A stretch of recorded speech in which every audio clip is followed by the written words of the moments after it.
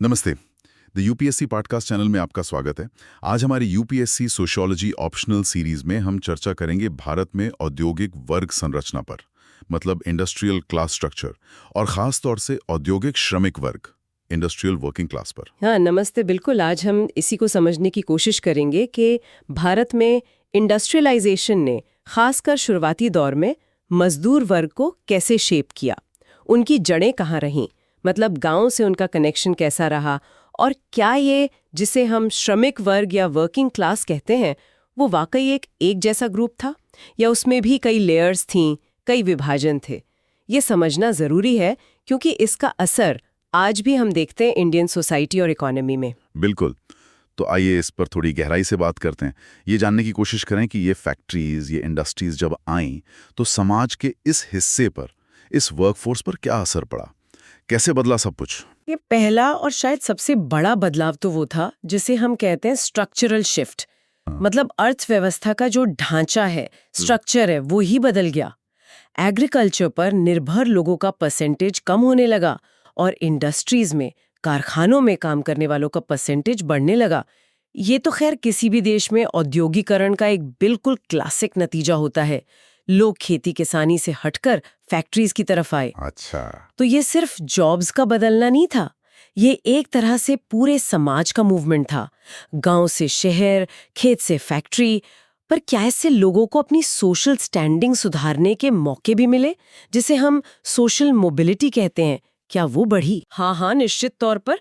देखिए, जब लोग अपनी जानी पहचानी जगह छोड़ते हैं, अपना गांव, अपना पारंपरिक काम, और नई जगह, नए माहौल में आते हैं, तो जो पुरानी सामाजिक जकड़नें होती हैं, जातिगत बंधन वगैरह, वो थोड़े ढीले पड़ते ही हैं। नए रिश्ते बनते हैं, एक नई पहचान बनती है। और इसके साथ ही एक और बहुत महत्वपूर्ण चीज हुई, वो था ट्रेड यूनियन का उदय। ये इंडस्ट्रियल वर्कर्स के लिए एक प्लेटफॉर्म बना जहां वो ऑर्गेनाइज होकर अपने हकों के लिए, बेहतर वेतन के लिए, बेटर वर्किंग कंडीशंस के लिए आवाज उठा सकते थे। ये भी सोशल और पॉलिटिकल स्ट्रक्चर में एक बड़ा चेंज था। लेकिन यहाँ एक बड़ा दिलचस्प पॉइंट आता है, जैसा आपकी सामग्री में भी है, कि ये जो इंडस्ट्रियल वर्कर्स थे, जो शहर आ गए, फैक्ट्री में काम करने लगे, उन्होंने अपने गांव से, अपने रिश्तेदारों से, अपनी जाति या समुदाय, मतलब किन ग्रुप्स एंड कास्ट से अपना रिश्ता खत्म नहीं किया, वो कनेक्शन बनाए रखा। तो इसका क्या मतलब हुआ? क्या शहर आने के बाद भी कास्ट सिस्टम का असर उनकी नई क्लास कैरेक्टर पर पड़ता रहा? ये देखिए, भारत के कॉन्टेक्स्ट में एक बहुत ही महत्वपूर्ण और कॉम्प्लेक्स पॉइंट है। वेस्टर्न कंट्रीज के एक्सपीरियंस से ये अलग था। भारत में ऐसा नहीं हुआ कि फैक्ट्री के गेट पर आते ही मजदूर अपनी जाति, अपना समुदाय भूल गया। वो जुड़ाव, वो आइडेंटिटी बनी रही। लोग शहरों में भी अक्सर अपने गांव या जाति के लोगों के साथ ही रहते थे, एक दूसरे की हेल्प करते थे। अब इसका नतीजा ये हुआ कि क्लास और कास्ट का जो रिश्ता है वो यहाँ बहुत पेचीदा रहा। एक तरफ फैक्ट्री में वो एक वर्कर है, लेकिन फैक्ट्री के बाहर वो अपनी जाति और समुदाय का सदस्य भी है। तो ये कहा जा सकता है कि इस मजबूत सामुदायिक जुड़ाव ने शायद एक यूनिफाइड क्लास कॉन्शियसनेस, मतलब एक वर्ग चेतना को उस तरह से शायद नहीं उभरने दिया जैसा मार्क्सिस्ट थ्योरी में सोचा गया था। ये वाकई बहुत इंटरेस्टिंग है। और इसी से जुड़ा शायद एक और बदलाव था लीडरशिप में। सामग्री कहती है कि ट्रेडिशनल और कैरिज्मेटिक एलीट की जगह धीरे धीरे प्रोफेशनल एलीट ने ले ली। इसका क्या मतलब है? जैसे गांव के मुखिया या कोई धार्मिक नेता की जगह अब फैक्ट्री मैनेजर, इंजीनियर या यूनियन लीडर ज्यादा इंपॉर्टेंट हो गए। बिल्कुल सही पकड़ा आपने। फैक्ट्री का माहौल, उसकी जरूरतें अलग थीं। वहाँ टेक्निकल नॉलेज, मैनेजमेंट स्किल्स, संगठन क्षमता, ये ज्यादा मायने रखती थीं। पुरानी हेरिडिटरी अथॉरिटी, मतलब वंशानुगत सत्ता, या किसी व्यक्ति का सिर्फ पर्सनल करिश्मा, वो फैक्ट्री चलाने या मजदूरों को ऑर्गेनाइज करने के लिए काफी नहीं था। तो लीडरशिप का बेसिस बदला। ये औद्योगिकरण का एक और सामाजिक नतीजा था। अच्छा, अब जरा मॉरिस डी मॉरिस के विचारों पर आते हैं। उन्होंने इंडस्ट्रियल लेबर के बिहेवियर को लेकर दो अलग-अलग, बल्कि कहें तो कॉन्ट्रडिक्टरी बातें कही हैं। एक नजरिया तो ये है कि शुरुआती दौर में इंडस्ट्री में लेबर की कमी थी, सप्लाई कम थी। हाँ, इस व्यू के हिसाब से क्योंकि मजदूर आसानी से नहीं मिलते थे, तो एम्प्लॉयर्स को, मतलब मालिकों को, उन्हें अट्रैक्ट करने और अपने पास रिटेन करने के लिए कुछ कंसेशंस देने पड़ते थे। इससे मजदूरों पर उनका कंट्रोल उतना मजबूत नहीं हो पाता था, और क्योंकि मजदूर कम थे और उनकी जरूरत थी, तो वो अक्सर अपनी शर्तों पर काम छोड़कर या छुट्टी लेकर अपने गांव लौट जाते थे, जहां से उनका वो गहरा इमोशनल और सोशल जुड़ाव था। ये उन्हें एक तरह की बार्गेनिंग पावर देता था।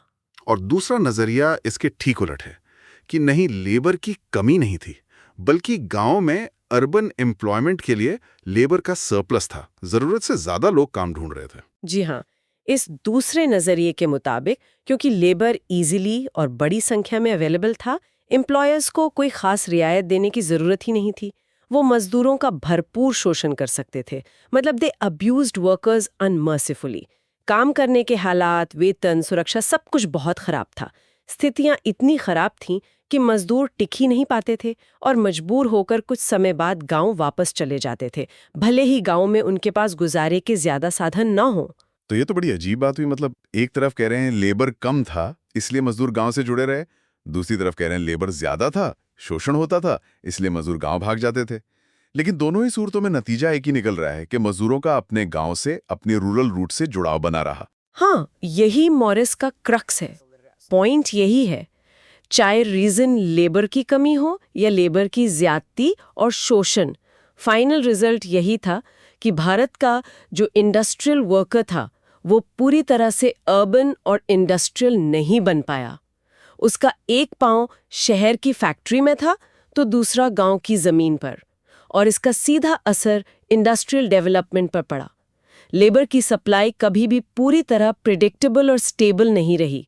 जैसे यूरोप में एक प्रोलेटेरिएट वर्ग का उदय हुआ जो पूरी तरह से अपनी जमीन और गांव से कट चुका था और पूरी तरह शहर और फैक्ट्री पर निर्भर था, वैसा क्लियर कट वर्ग यहाँ उस तरह से डेवलप नहीं हो पाया। और इसी गांव से जुड़े रहने की वजह से शायद वो समस्याएं पैदा हुई जिनका जिक्र अक्सर होता है, जैसे हाई रेट्स ऑफ एब्सेंटिज्म, मतलब मजदूरों का काम से अक्सर गैर हाजिर रहना, और हाई लेबर टर्नओवर, यानी नौकरी जल्दी जल्दी छोड़ना। और क्या इसी वजह से ट्रेड यूनियंस की ग्रोथ भी धीमी रही? बिल्कुल, ये सब आपस में जुड़ा हुआ है, इंटरकनेक्टेड है। जब मजदूर का गांव से मजबूत नाता है तो उसे खेती के काम से, शादी ब्याह, तीज त्योहार या किसी पारिवारिक जिम्मेदारी के लिए गांव जाना ही पड़ता है। इससे एब्सेंटिज्म बढ़ता है। अगर शहर में फैक्ट्री की जिंदगी बहुत कठिन लगे, शोषण ज्यादा हो, तो गांव लौटने का एक ऑप्शन हमेशा खुला रहता है, जिससे लेबर टर्नओवर ज्यादा होता है। और जब मजदूर फैक्ट्री और शहर को अपना परमानेंट घर नहीं मानते, उनका कमिटमेंट उतना पक्का नहीं होता, तो वो यूनियंस में भी पूरी तरह एक्टिव नहीं हो पाते। उन्हें डर भी रहता है कि यूनियनबाजी करने पर नौकरी से निकाल दिया गया तो गांव लौटने के सिवाय चारा नहीं बचेगा। इससे यूनियनें कमजोर रह जाती हैं। इस मेन फीचर यानी गांव से जुड़ाव के अलावा इस शुरुआती इंडस्ट्रियल लेबर फोर्स की कुछ और खास बातें भी बताई गई हैं, जैसे कि महिलाओं और बच्चों का एम्प्लॉयमेंट लिमिटेड था, लाई थी, और करीब 5% बच्चे थे। इसकी एक बड़ी वजह तो लीगल रिस्ट्रिक्शंस थीं, जैसे महिलाओं के नाइट शिफ्ट्स में काम करने पर रोक थी। साथ ही फैक्ट्री एक्ट्स के तहत 14 साल से कम उम्र के बच्चों को काम पर रखना इलीगल था। हालांकि ये भी सच है कि इनफॉर्मल सेक्टर में या छोटे कारखानों में इन नियमों का उल्लंघन भी होता रहा होगा, वो एक अलग बात है। और वो जाति वाला बिंदु फिर से महत्वपूर्ण हो जाता है। थियोरेटिकली तो माना जाता है कि इंडस्ट्री जाति निरपेक्ष होती है, कास्ट ब्लाइंड होती है। फैक्ट्री को तो काम करने वाले हाथ चाहिए, उनकी जाति से क्या लेना देना। और वैसे भी किसी एक जाति से तो पूरी लेबर सप्लाई हो नहीं सकती। एम्प्लॉयर्स को भी प्रोडक्शन से मतलब होता है, जातिगत भेदभाव से नहीं। लेकिन क्या जमीनी हकीकत यही थी? ये एक और कॉन्ट्रडिक्शन है। थ्योरी तो यही कहती है, लेकिन जैसा कि सामग्री में बताया गया है, कई मामलों में खुद मजदूरों ने ही एम्प्लॉयर्स पर दबाव डाला कि वो निचली मानी जाने वाली जातियों, खासकर अछूत मतलब अनटचेबल कास्ट समझे जाने वाले लोगों को काम पर ना रखें। यानी फैक्ट्री के अंदर भी कास्ट प्रेजुडिस और डिस्क्रिमिनेशन बना रहा, कम से कम शुरुआती दौर में तो जरूर। ये दिखाता है कि इकोनॉमिक बदलाव सोशल स्ट्रक्चर्स को कितनी धीमी गति से बदल पाते हैं, कितना रेजिस्टेंस होता है। एक और अहम बात ये बताई गई है कि ज्यादातर औद्योगिक मजदूर वो लोग थे जिनका जमीन पर कोई खास हक या दावा नहीं था। No significant claim to land. ये भी महत्वपूर्ण है। इसका मतलब है कि ये मेनली वो लोग थे जो गांव में लैंडलेस थे या जिनके पास इतनी कम जमीन थी कि उससे गुजारा नहीं हो सकता था।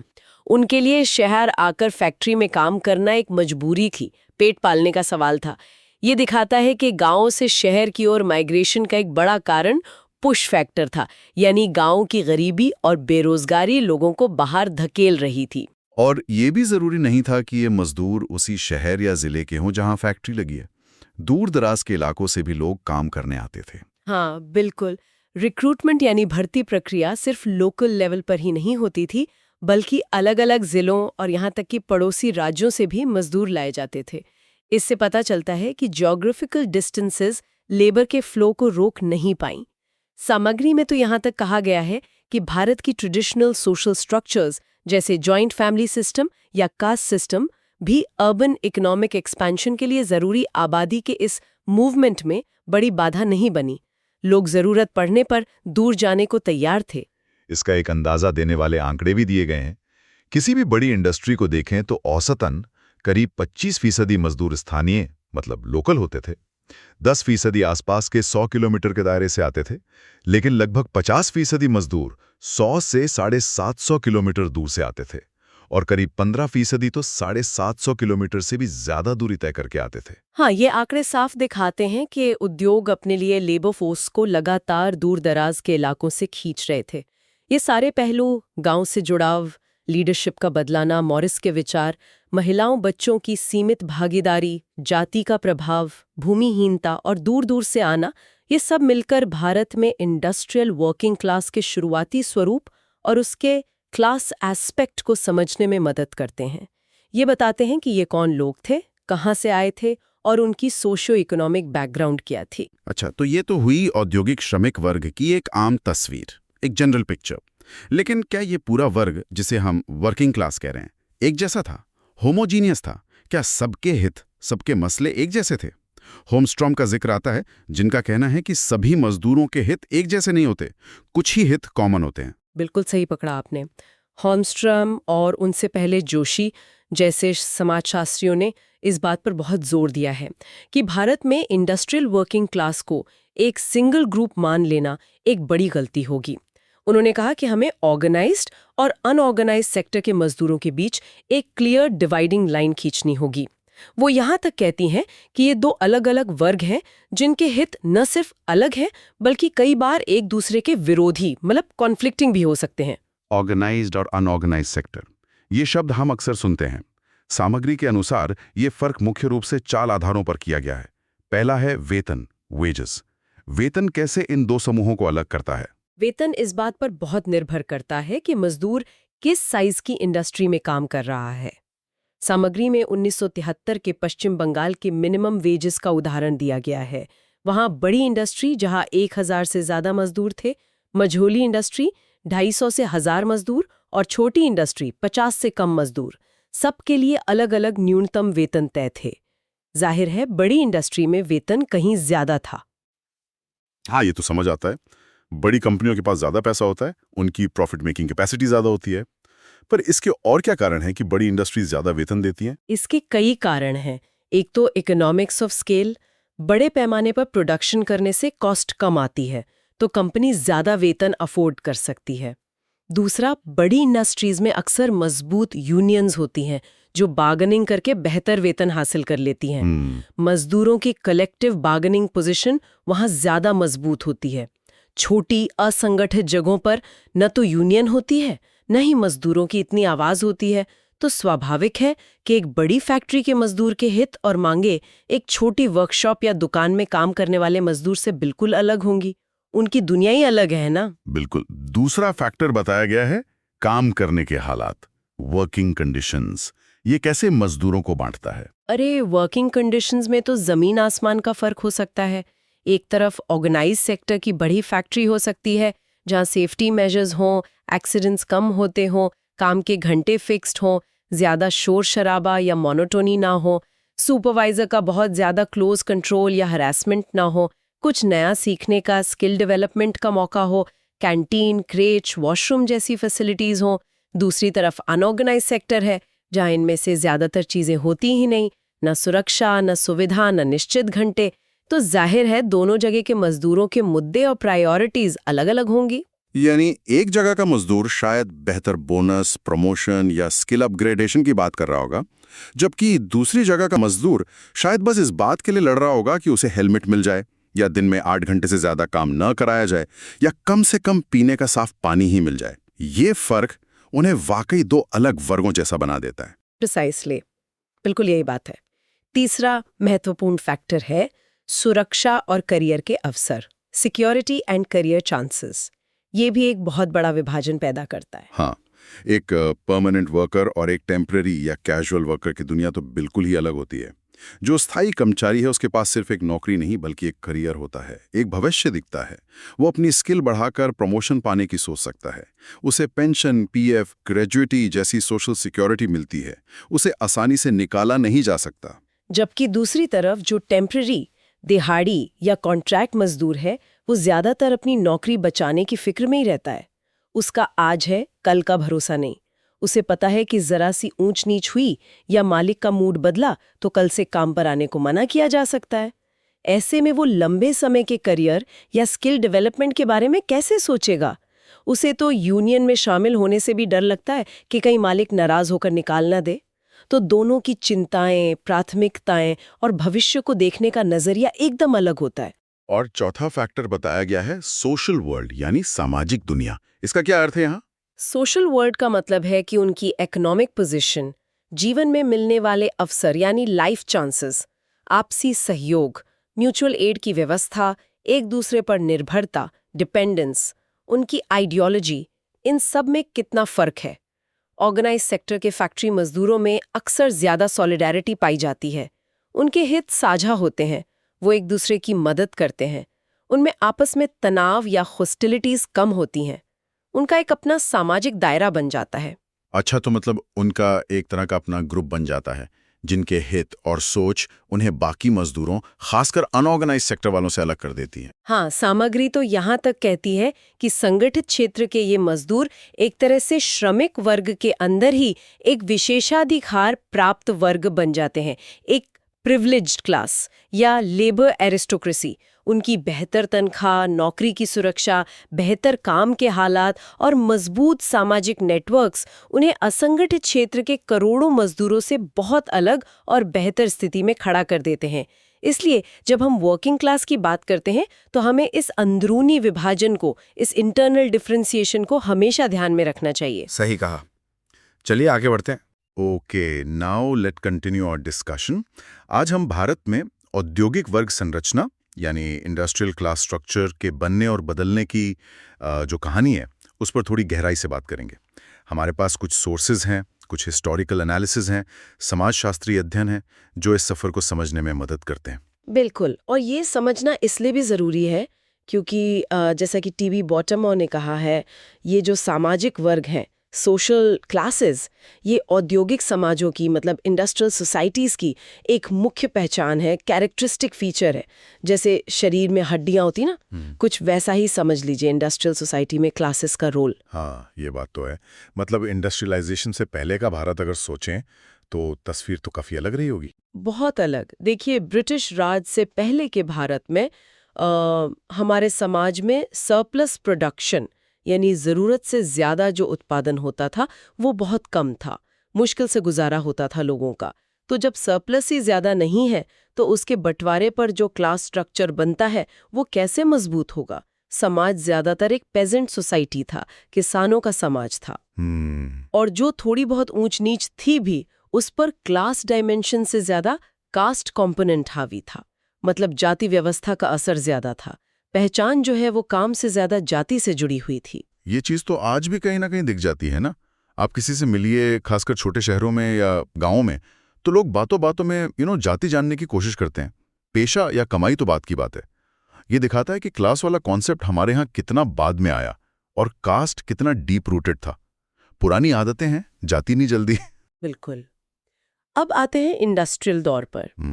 मैक्स वेबर, एक और बहुत बड़े समाजशास्त्री, उन्होंने अपनी किताब इंडस्ट्रियल सोसाइटी में ये बताया कि जो इंडस्ट्रियल क्लास है ना, ये कोई एक मोनोलिथिक चीज नहीं है। मतलब कोई एक ठोस समूह नहीं है।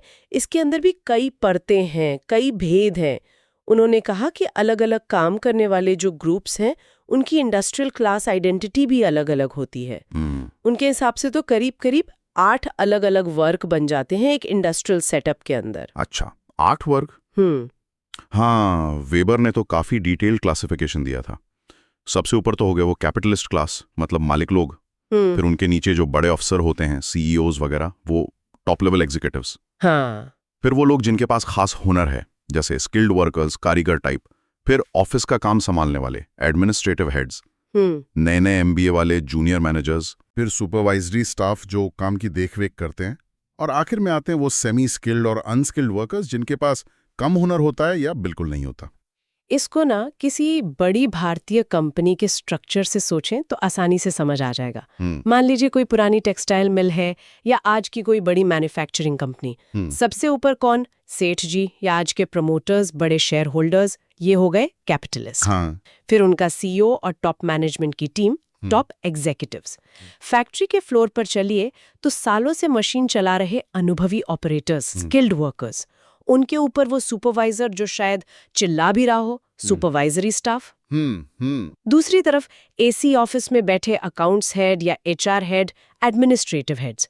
उनके नीचे काम करने वाले नए मैनेजमेंट ट्रेनी जो अभी सीख रहे हैं, जूनियर मैनेजर्स। और फिर फैक्ट्री गेट पर या लोडिंग एरिया में बोझा उठाने वाले, सफाई करने वाले हेल्पर। ये हो गए सेमी स्किल्ड या अनस्किल्ड वर्कर्स। अब इन सब की तनख्वाह देख लीजिए, रहने का तरीका, ऑफिस में मिलने वाली इज्जत, फैसले लेने की पावर, सब कितना अलग है ना? यही है वो इंडस्ट्रियल क्लास हायरार्की जिसके बारे में वेबर बात कर रहे थे। एकदम साफ हो गया इस उदाहरण से। अच्छा, अब डंकन और ब्लाउ, 2 और विचारक थे, उनका क्या कहना था इस पर? उनका तर्क शायद थोड़ा अलग था। हाँ, उन्होंने एक और एंगल से देखा। उन्होंने मॉडर्न सोसाइटी की एक सच्चाई पर फोकस किया। उनका कहना था कि आज का जो समाज है, जहां हजारों तरह के काम हैं, ऑक्यूपेशंस इतने हेटेरोजीनस हो गए हैं, मतलब इतने अलग अलग तरह के, कि वहां क्लास का आधार मुख्य रूप से 2 चीजें बन जाती हैं, इनकम और स्टेटस। लोगों की कमाई कितनी है और समाज में उनकी इज्जत, उनकी प्रतिष्ठा कैसी है। ओके, तो मतलब काम भले ही अलग अलग कर रहे हों, लेकिन अगर कमाई और समाज में रुतबा मतलब स्टेटस एक जैसा है तो वो एक क्लास बना सकते हैं। जैसे मान लीजिए एक बहुत कामयाब डॉक्टर है, सर्जन है, और एक बड़ा कॉर्पोरेट लॉयर है। काम तो बिल्कुल अलग है दोनों का। बिल्कुल अलग। एक ऑपरेशन थिएटर में है, दूसरा कोर्ट में। पर हो सकता है दोनों की कमाई करोड़ों में हो, दोनों पॉश इलाकों में रहते हों, बच्चे महंगे स्कूलों में जाते हों, क्लब मेंबरशिप हो। तो इनकम और स्टेटस के हिसाब से वो एक ही अपर क्लास या अपर मिडिल क्लास का हिस्सा माने जाएंगे। यही मतलब हुआ? प्रिसाइजली, बिल्कुल यही पॉइंट है। और इंटरेस्टिंग बात यह है कि यही मिलती जुलती इनकम और लाइफस्टाइल जो है ना, वो एक तरह की क्लास कॉन्शियसनेस भी पैदा करती है, एक अपनेपन का भाव। भले ही उनके रोज के काम या वर्क प्लेस बिल्कुल अलग हों, वो एक दूसरे के साथ उठना बैठना, सोशल सर्कल बनाना, यहाँ तक कि शादी ब्याह करना ज्यादा पसंद करेंगे बजाय किसी ऐसे ग्रुप के जिनकी इनकम या स्टेटस उनसे बहुत अलग हो। ठीक है, समझ गया। अब वापस भारत पर आते हैं। इंडस्ट्रियलाइजेशन का मतलब क्या है हमारे कॉन्टेक्स्ट में, अगर बिल्कुल सीधी भाषा में कहें तो? हाँ, सीधी भाषा में कहें तो इंसानी या जानवरों की मेहनत यानी मैन पावर की जगह मशीनों का इस्तेमाल, और खासकर वो मशीनें जो कोयले, बिजली या तेल से चलती हैं, मतलब इनएनिमेट सोर्स ऑफ पावर। अच्छा। इससे क्या होता है, बड़े पैमाने पर उत्पादन, मास प्रोडक्शन, एक ही चीज हजारों लाखों की संख्या में बनती है। और इसका एक नतीजा ये भी होता है कि जो श्रम है, लेबर है, उसका वस्तुकरण हो जाता है, कमोडिटाइजेशन ऑफ लेबर। मतलब मजदूर की मेहनत भी बाजार में बिकने वाली एक चीज बन जाती है, जिसकी एक कीमत तय होती है, जिसे हम मजदूरी कहते हैं। और इंडस्ट्रियल क्लास, उसे कैसे डिफाइन करेंगे फिर? इंडस्ट्रियल क्लास को हम उन स्तरों, उन स्ट्रेटा के रूप में देख सकते हैं जो फैक्ट्री या किसी इंडस्ट्रियल यूनिट के अंदर काम के बंटवारे, डिवीजन ऑफ वर्क से पैदा होते हैं। कौन क्या काम करेगा, किसके पास कितना अधिकार होगा, किसकी कितनी तनख्वाह होगी, इसी बंटवारे से क्लास स्ट्रक्चर बनता है। और भारत में इसका विकास कैसे हुआ? ये वेस्टर्न कंट्रीज जैसा तो नहीं था शायद। बिल्कुल नहीं। भारत में इसका विकास कॉलोनियलिज्म यानी उपनिवेशवाद और इंडस्ट्रियलाइजेशन के साथ जुड़ा हुआ है, नत्थी है। शुरुआत हुई कुछ खास उद्योगों से, लोहा, आयरन, जूट और कपास, कॉटन। अंग्रेजों ने अपने फायदे के लिए ये उद्योग लगाए, खासकर पोर्ट्स के पास, बंदरगाहों के पास, ताकि कच्चा माल भेजना और बना हुआ माल लाना आसान हो। हाँ, वो पुरानी हिंदी फिल्में याद आती हैं 50, 60, 70 की। हाँ बिल्कुल। उनमें अक्सर वो मिल मालिक, मैनेजर, मजदूर, उनकी चालें, हड़तालें, नया दौर या पैगाम जैसी फिल्में। सही कहा। या फिर जमशेदपुर जैसे शहरों को देखिए, टाटा ने स्टील प्लांट के आसपास पूरा शहर बसा दिया। ये शहर पूरी तरह इंडस्ट्रियलाइजेशन की ही देन है। तो इन फैक्ट्रियों को चलाने के लिए मजदूर कहाँ से आए? मतलब गांव के किसान अचानक मजदूर कैसे बन गए? ये ट्रांजिशन कैसे हुआ? ये एक थोड़ी दर्दनाक कहानी है। ज़्यादातर ये वो गरीब किसान थे जिनकी ज़मीनें या तो छिन गई थीं, या कर्ज के बोझ तले दब गई थीं, या फिर वो ज़मींदारों और साहूकारों के अत्याचार से परेशान थे। मतलब इम्पोवरिज्ड या पॉपुलराइज्ड पेजेंट्री कह सकते हैं। उनके पास गांव में जीने का कोई जरिया नहीं बचा था। तो जब शहरों में नई फैक्ट्रियां खुली, मिलें लगी, तो ये लोग मजबूरी में अपनी जड़ें उखाड़कर शहरों की तरफ खिंचते चले गए। वो गांव छोड़ के शहर आना कोई शौक नहीं था, वो पेट पालने की मजबूरी थी। इसी माइग्रेशन से, इसी पलायन से भारत के वर्किंग क्लास का उदय हुआ। हाँ, ये कहानियां तो हम सब ने अपने घरों में या आस पड़ोस में सुनी होंगी। किसी दादा या परदादा गांव छोड़कर बंबई गए या कलकत्ता, कानपुर गए, किसी मिल या फैक्ट्री में काम पकड़ा, चालों में या गंदी बस्तियों में रहे, कितनी मुश्किलों से परिवार पाला। वो एक पूरी पीढ़ी का स्ट्रगल था जिसने भारत की इंडस्ट्रियल डेवलपमेंट की नींव रखी। बिल्कुल। और शुरुआत में इस वर्किंग क्लास की हालत बहुत खराब थी। एक तो ये लोकलाइज्ड थी, मतलब कुछ खास इंडस्ट्रियल सेंटर्स तक ही सीमित थी, पोर्ट सिटीज, माइनिंग एरियाज वगैरह। दूसरे, इनका भयानक शोषण होता था, एक्सप्लॉयटेशन। काम के घंटे तय नहीं थे, 12-14 घंटे काम, मजदूरी बहुत कम थी, काम करने की जगहें खतरनाक थीं, सेफ्टी का कोई इंतजाम नहीं, बच्चों और औरतों से भी बहुत काम लिया जाता था।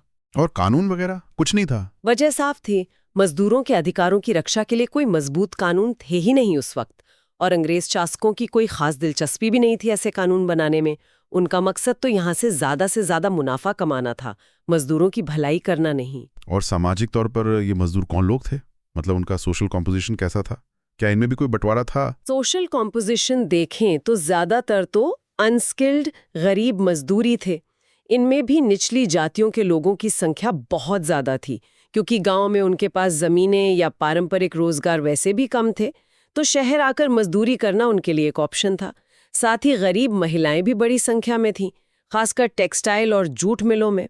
ये वो लोग थे जिनके पास खोने के लिए कुछ नहीं था सिवाय अपनी मेहनत के। ये तो हुई मजदूर वर्ग की बात। अब सिक्के का दूसरा पहलू देखते हैं, मालिक वर्ग यानी कैपिटलिस्ट क्लास। वो कैसे बना भारत में? क्या वो भी शुरू में अंग्रेजी थे सारे? देखिए, शुरुआत में तो यूरोपीय कंपनियां और उनके मालिक ही हावी थे, लेकिन धीरे धीरे भारतीय पूंजीपति वर्ग भी उभरा। और इसमें भी एक पैटर्न दिखता है। कुछ खास समुदाय थे, जैसे पारसी, टाटा का नाम हम सब जानते हैं। हाँ। मारवाड़ी जैसे बिरला, बजाज, फिर खोजा, भाटिया और गुजरात के व्यापारी। इन लोगों ने शुरू में यूरोपीय कंपनियों के एजेंट के तौर पर काम किया, उनके साथ सहयोग किया, कोलैबोरेशन किया, उनके माल का व्यापार किया। इससे इन्हें काफी फायदा हुआ, पैसा कमाया। अच्छा, तो मतलब शुरुआत कोलैबोरेशन और ट्रेडिंग से हुई? हाँ, बिल्कुल। ट्रेडिंग से जो पैसा और अनुभव आया, फिर धीरे धीरे उन्होंने उस पैसे को मैन्युफैक्चरिंग सेक्टर में लगाना शुरू किया। अपनी खुद की फैक्ट्रियां खोली, मिलें लगाईं। अच्छा। हाँ, और धीरे धीरे 1940s का दशक आते आते ये जो इंडियन कैपिटलिस्ट क्लास था, ये काफी मजबूत हो गया था, डाइवर्सिफाइड हो गया था। मतलब सिर्फ कपड़े या जूट तक ही सीमित नहीं रहा, बल्कि चीनी, सीमेंट, कागज, केमिकल जैसे कई और उद्योगों में फैल गया।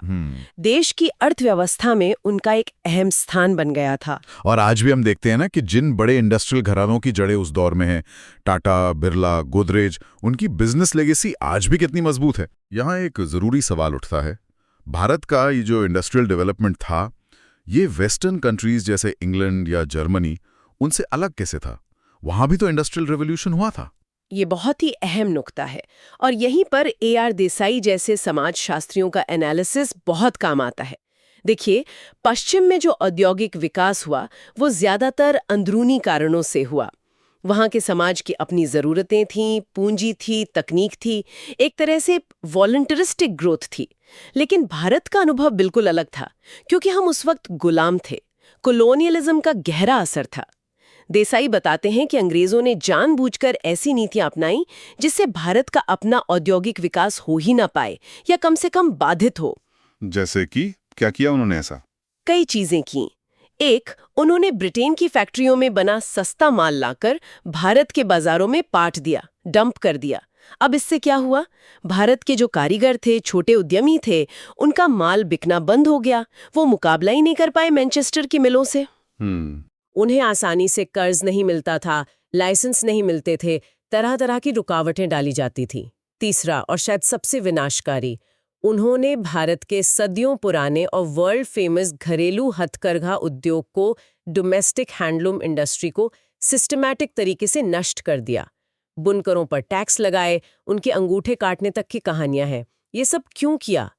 ताकि लैंकाशायर और मैनचेस्टर की मिलों का कपड़ा भारत में बिक सके। तो मतलब देसाई का निचोड़ ये है कि अंग्रेजों की पॉलिसीज की वजह से हमारे यहाँ पश्चिम की तरह सीधे फैक्ट्री ओनर्स या इंडस्ट्रियलिस्ट बनने से पहले ट्रेडर्स का रोल ज्यादा बड़ा हो गया।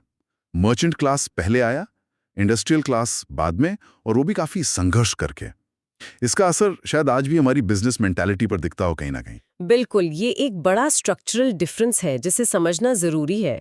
अच्छा, अब आते हैं आज़ादी के बाद के दौर में। आज़ादी के बाद तो हमने मिक्स्ड इकोनॉमी अपनाई, सोशलिस्ट पैटर्न ऑफ सोसाइटी का लक्ष्य रखा, बड़े बड़े सरकारी कारखाने लगे, पब्लिक सेक्टर अंडरटेकिंग्स, PSUs बने, भेल, सेल, ONGC वगैरह।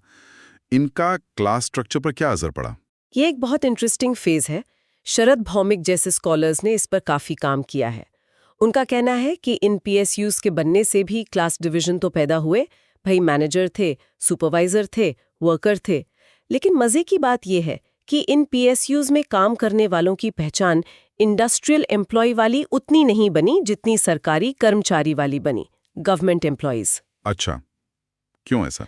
क्योंकि उनका मालिक कोई पूंजीपति नहीं था, बल्कि राज्य था, स्टेट था। उनकी नौकरी की शर्तें, जो फायदे मिलते थे, यूनियन बनाने का तरीका, सब कुछ प्राइवेट सेक्टर से अलग था। उनकी लॉयल्टी और पहचान स्टेट से जुड़ी थी, कैपिटल से नहीं। और इन बड़ी सरकारी कंपनियों के टॉप पर कौन लोग होते थे? क्या वही पुराने कैपिटलिस्ट घरानों के लोग? नहीं, इन PSUs के जो चेयरमैन होते थे, मैनेजिंग डायरेक्टर होते थे, वो अक्सर सरकार द्वारा नियुक्त किए गए IAS ऑफिसर्स होते थे या टेक्नोक्रेट्स होते थे। मतलब पॉलिटिकल अपॉइंटीज कम एडमिनिस्ट्रेटर्स। वो देश के एलीट कैपिटलिस्ट नहीं थे, बल्कि सरकार के प्रतिनिधि थे। हाँ, ये बात और है कि धीरे धीरे इनमें भी अपनी तरह की ब्यूरोक्रेसी और पावर स्ट्रक्चर डेवलप हो गया। अच्छा, और इसी दौर में एक और बड़ा विभाजन देखने को मिला है ना, ऑर्गेनाइज्ड और अनऑर्गेनाइज्ड सेक्टर का, संगठित और असंगठित क्षेत्र। हाँ, ये आज़ादी के बाद के भारत की इंडस्ट्रियल रियलिटी का एक बहुत बड़ा सच है और आज भी है। PSUs और कुछ बड़ी प्राइवेट कंपनियों ने मिलकर ऑर्गेनाइज्ड सेक्टर बनाया। यहाँ काम करने वालों की नौकरी ज्यादातर पक्की होती थी। उन्हें प्रोविडेंट फंड, ग्रेच्युटी, मेडिकल जैसी सोशल सिक्योरिटी मिलती थी, लेबर लॉज लागू होते थे, वो यूनियन बना सकते थे। BHEL, सेल, ONGC या किसी सरकारी बैंक या LIC में नौकरी मिलना एक सपना हुआ करता था।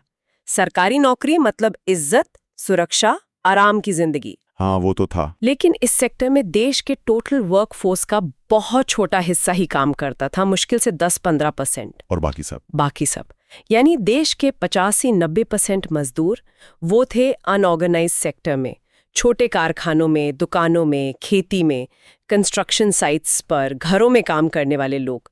यहाँ नौकरी की गारंटी थी, ना ज्यादातर कानून लागू होते थे, ना कोई सोशल सिक्योरिटी थी। आज की जो गिग इकोनॉमी है, उसे आप इसी अनऑर्गेनाइज्ड सेक्टर का एक नया रूप कह सकते हैं।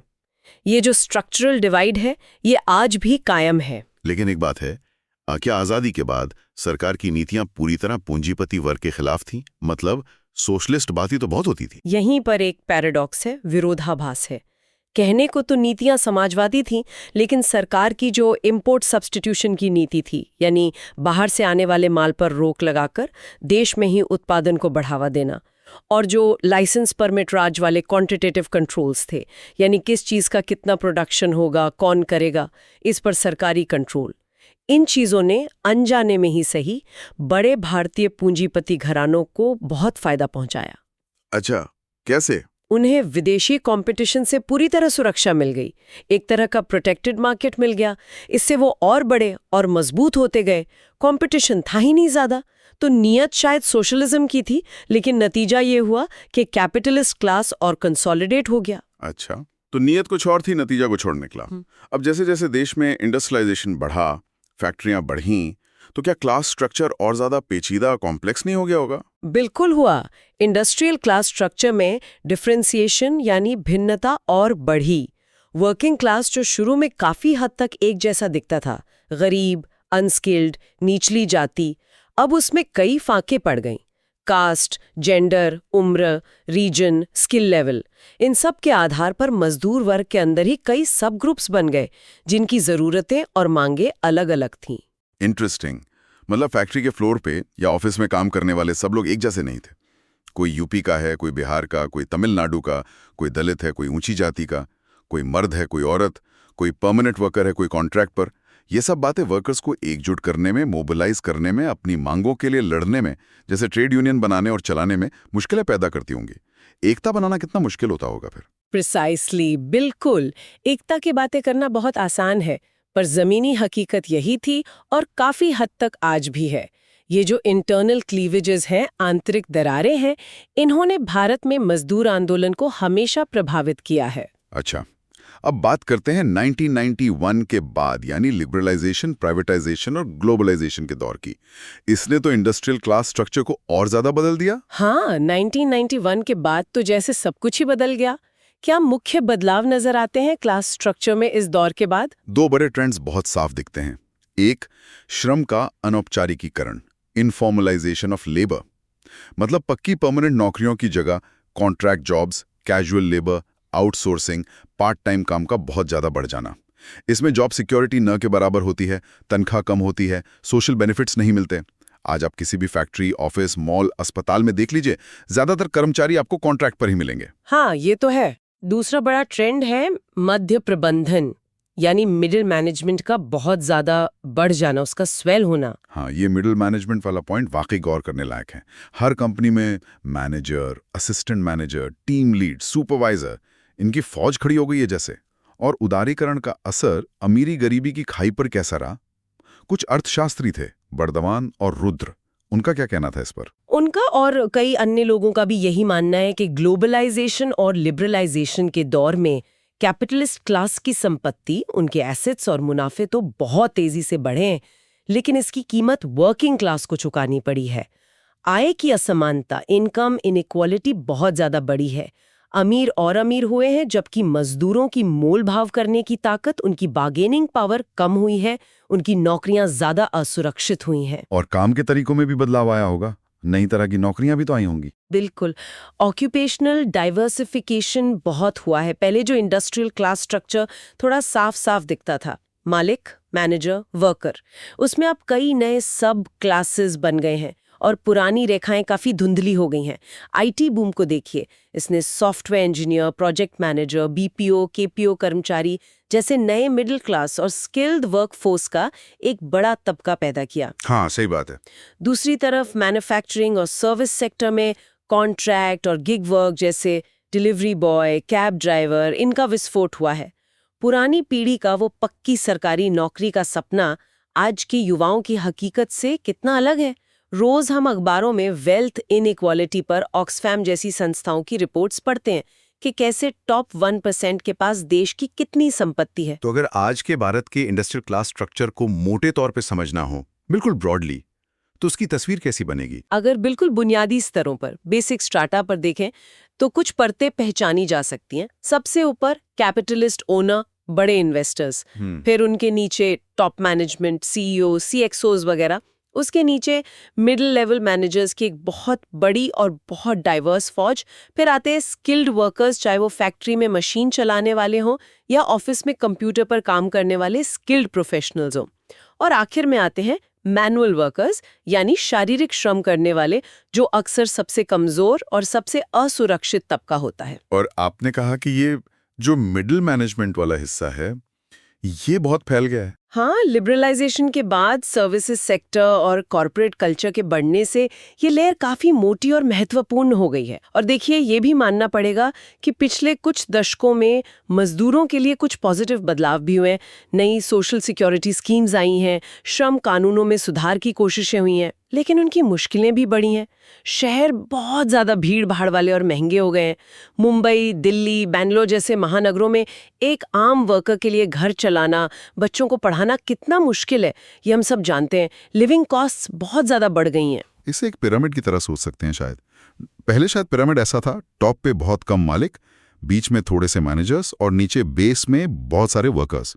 अब शायद वो पिरामिड बीच में से काफी फूल गया है, मोटा हो गया मिडिल मैनेजमेंट की वजह से, जबकि नीचे का हिस्सा जो मैनुअल या अनस्किल लेबर वाला है वो शायद उतना ही बड़ा या उससे भी ज्यादा फ्रैगमेंटेड हो गया है इनफॉर्मलाइजेशन की वजह से। इन्फिनिट डिवीजन ऑफ लेबर, यानी काम इतने छोटे छोटे स्पेशलाइज्ड हिस्सों में बंट गया है, उसने भारत में औद्योगिक वर्गों का एक कंटिन्यूअस हिरार्की बना दिया है। अब वर्गों के बीच की रेखाएं पहले जितनी साफ और मोटी नहीं रहीं, वो काफी धुंधली हो गई हैं, ब्लर हो गई हैं। किसी को क्लासिफाई करना भी मुश्किल हो गया है कई बार। और इसमें जो सर्विस इंडस्ट्री और नॉलेज इकोनॉमी का उभार हुआ है, उसका क्या रोल है? फैक्ट्री वाले स्ट्रक्चर से तो ये काफी अलग है। इनका बहुत बड़ा रोल है। इनके तेजी से विकास ने इंडस्ट्रियल क्लास के डाइवर्सिफिकेशन को और ज्यादा बढ़ाया है। अब वर्किंग क्लास का मतलब सिर्फ फैक्ट्री में काम करने वाला ब्लू कॉलर वर्कर नहीं रहा। हाँ, और यही इंटरेस्टिंग बात है कि अब फैक्ट्री वर्कर्स के साथ साथ कॉल सेंटर में रात भर काम करने वाले युवा, चमचमाते ऑफिसों में कोड लिखने वाले सॉफ्टवेयर इंजीनियर, सड़कों पर खाना या सामान डिलीवर करने वाले डिलीवरी पर्सनल, ये सब भी अगर व्यापक अर्थों में दिखें तो वर्किंग क्लास स्ट्रक्चर का हिस्सा है।